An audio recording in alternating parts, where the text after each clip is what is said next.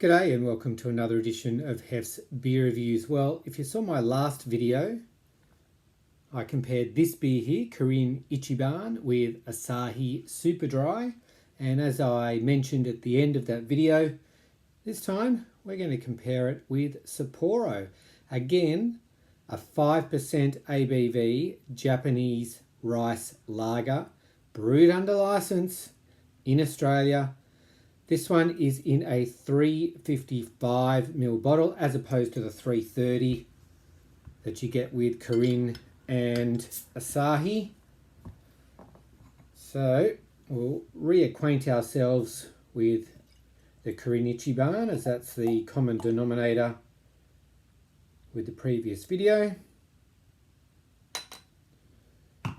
Alright, clear, straw appearance, white head, moderate carbonation.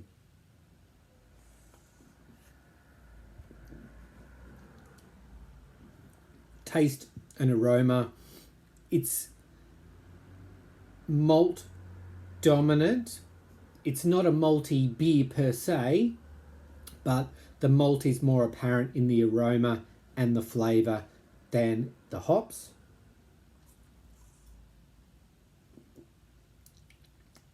Smooth, rounded, little bit of depth to that malt profile. Sessionable, refreshing lager. 3.5. Pardon me, 3.5 out of 5. I gave this last time. All right, let's see how it goes up against the Sapporo. Couldn't tell you the last time I had Sapporo. Again, I don't think I've ever had Japanese brewed Sapporo, only the Australian version.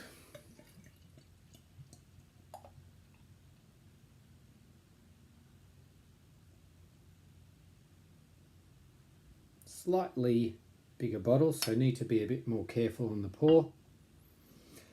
Just from the pour, I'm getting some hop aroma with that. Colour-wise, again, pretty similar. There's a touch of condensation appearing on the glass, but it's a straw colour. White head again, about a finger. Not super tight, so I think it's going to slowly dissipate. Carbonation, similar, maybe a little bit more than the Kirin Ichiban. Aroma,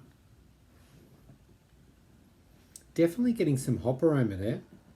Kind of a spicy herbal note along with a light malt aroma.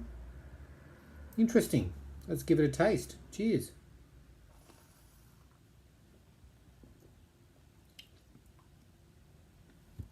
Light in body, minimal bitterness.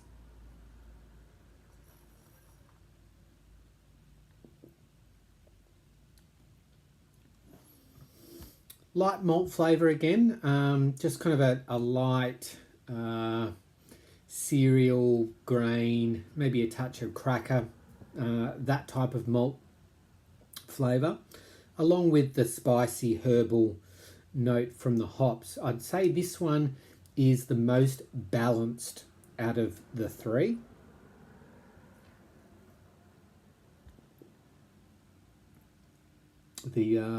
The Kirin Ichiban, as I said, more malt than hops. The Asahi, dry, crisp, the lightest in terms of flavour.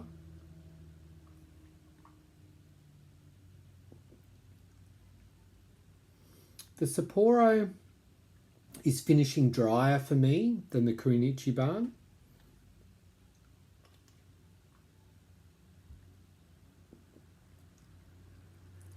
I like this more than the Asahi.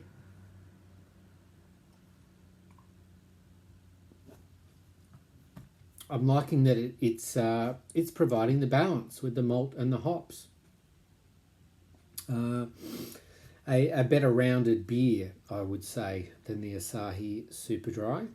How does the Sapporo compare to the Kirin Ichiban though?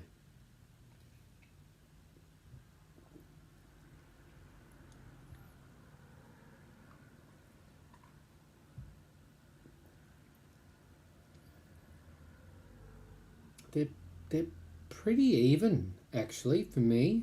The price point again depends on what particular retailer you go to, but you're probably going to pay somewhere between $55 and $65. I guess you're getting an extra 25 mils with the Sapporo. ABV's the same.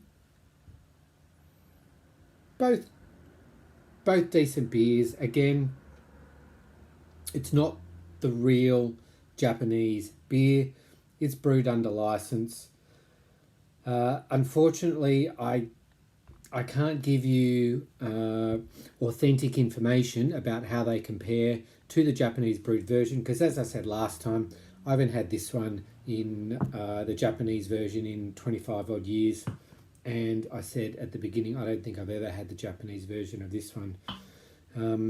But look, this is how do these two compare head to head.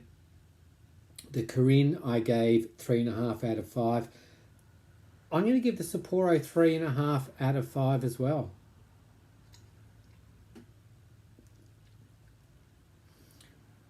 Not a bad beer if you can find it at a reasonable price, and it compares quite well to your Australian macro lagers. Both of these two are better than Asahi Super Dry in my opinion.